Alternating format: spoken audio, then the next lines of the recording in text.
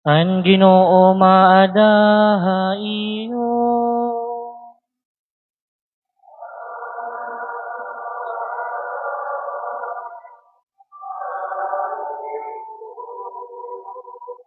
Pagbasa tigang Santos nga Ebanghelyo.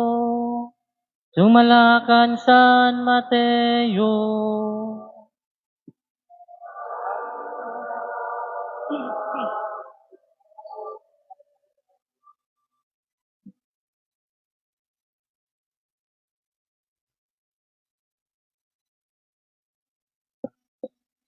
Han pakabati ni Jesus nga napriso hiwan, kinadto hiya ha Galilea. Waray na hiya pagukoy ha Nazaret, kundi ha Capernaum. Aada ining nga bungto haligid han lanaw Galilea, hakatunaan han Zabulon og Naphtali. Nahinabo ini basi matuman ang ginsurat ni Isaías nga maniragna nga nasiring.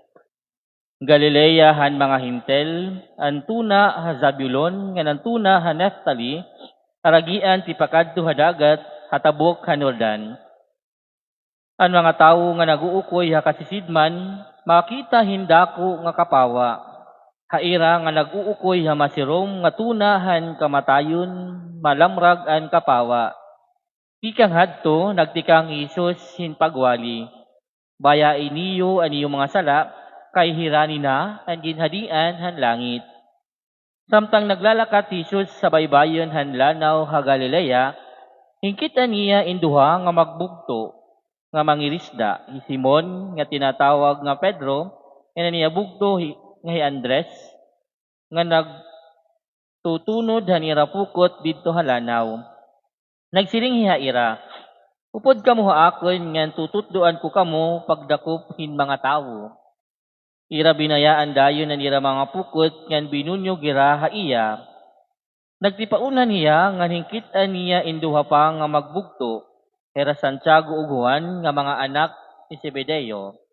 Nakadto ira han ira sakayan upod ana may nira nga Zebedeo, nagaandam han ira mga pukot. Gintawag gira ni Jesus.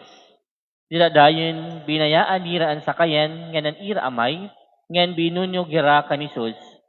Nagsudo Jesus sa bugos nga Galilea, nga nagtutdo hiya didto han ira mga sinagoga. Nagwalihan maupay nga sumat han ginhadian, nga nagtambal han magkalain-lain nga mga sakit, ngan mga balatian han mga tawo.